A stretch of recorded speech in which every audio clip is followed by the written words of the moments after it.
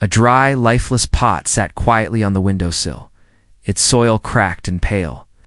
There were no signs of growth, no hint of moisture, and yet the very next morning the same soil looked noticeably different. It was darker, softer, and held a faint life that had not been there before. Most people expect changes to take weeks, sometimes even months. But here, a subtle transformation happened in just 24 hours.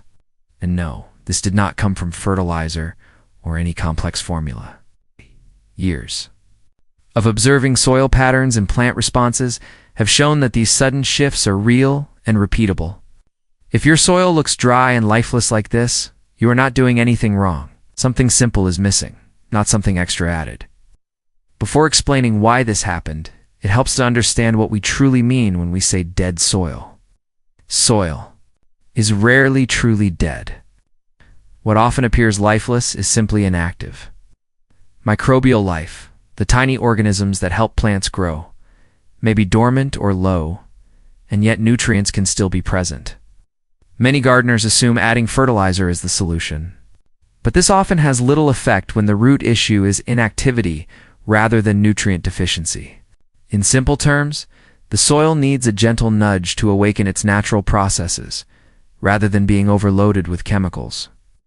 Understanding this subtle difference is the first step in helping your plants thrive again. So if it's not nutrients that the soil is lacking, what is it that wakes it up and encourages it to return to life? One of the main reasons soil stops working is that it becomes compacted or too dry. When soil is tightly packed, roots struggle to breathe and water struggles to penetrate. Microbial moisture, the small pockets of life-sustaining water within, the soil diminishes, making it difficult for beneficial organisms to move and grow. Overwatering can be just as harmful as letting soil dry out completely, and many gardeners are unsure which approach is correct. The problem isn't about feeding the soil with fertilizers. Instead, it is about reactivating the soil so it can support life naturally and fully. There is a simple liquid that can trigger this reactivation. It works differently than traditional methods. It does not feed the soil with extra nutrients. Instead, it helps awaken the microbial activity already present, encouraging the soil to begin functioning as it naturally should. This liquid works with the soil's biology rather than against it. It does not force growth, but instead allows the soil to resume its own processes. The subtlety of its function is important. It is a gentle reactivation rather than an aggressive intervention.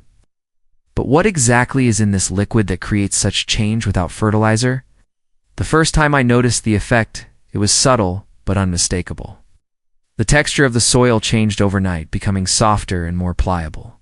Its ability to hold moisture improved, and there was a faint earthy smell indicating the return of microbial life. The color darkened slightly, signaling that the soil had regained some of its vitality. These changes were small but consistent, and they often go unnoticed by gardeners who expect dramatic results immediately.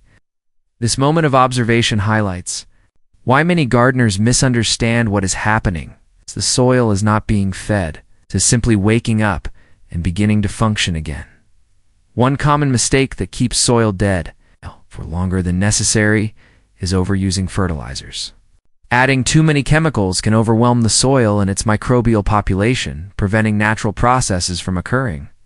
Ignoring soil structure is another frequent error. Compacted layers restrict air and water movement, further hindering life. Trying too many solutions at once, such as chemical treatments combined with excessive watering, can also confuse the soil and slow recovery. Often, the best approach is to do less and allow the soil to respond naturally, rather than forcing change through multiple interventions. Results can vary depending on the climate and environment. Soil in dry regions behaves differently than soil in humid areas, with moisture retention and microbial activity affected by the surrounding conditions. Indoor soil may respond differently than outdoor beds, and temperature changes can influence how quickly the soil begins to revive.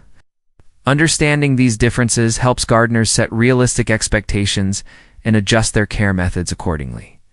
Timing and environment often matter more than the specific solution used, and being patient allows natural processes to unfold. At last, the ancient liquid can be described simply. It is a natural solution that encourages microbial activity and rehydrates the soil without introducing unnecessary chemicals.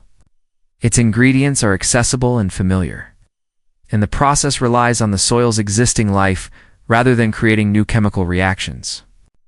There is no magic, only the activation of processes that already exist in healthy soil. This approach respects the natural rhythm of the garden and the quiet work of microorganisms that support growth. Using it is easier than most people expect, and the method does not demand effort beyond careful observation.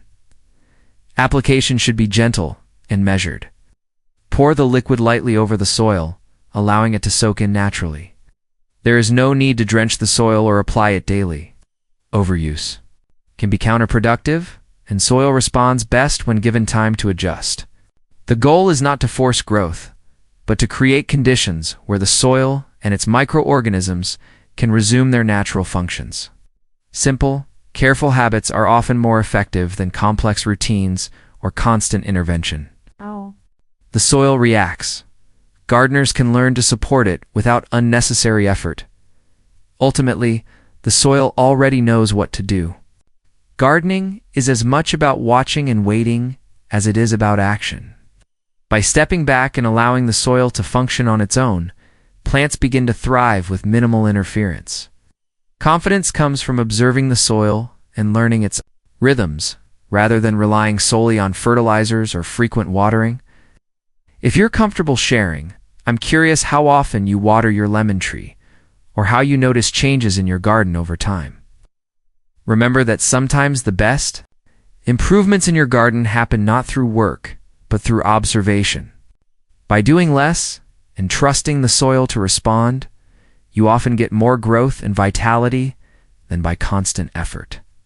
Sometimes the garden improves when we simply step back and observe. The soil, once thought to be dead, quietly regains its life. Moisture returns, microbial activity resumes, and the plants begin to respond in subtle yet meaningful ways. Trusting this natural process allows gardeners to enjoy the calm rhythm of their garden and to see results that feel effortless and lasting. By understanding the soil, respecting its needs, and observing patiently, even beginners can nurture thriving plants. Sometimes the best thing you can do is less. A dry, lifeless pot sat quietly in the garden, its soil cracked and pale. Yet in just one day, the same soil looked softer, darker, and subtly alive. Most people wait weeks for change, but here, life quietly returned without fertilizer. Sometimes, the soil only needs a gentle nudge, not extra nutrients or effort. By observing and letting it respond naturally, we allow its hidden processes to awaken. Moisture returns, microbial activity begins, and plants start responding in small, meaningful ways. Often, the best thing a gardener can do is step back, watch patiently, and trust the soil to do its work. Sometimes less really is more.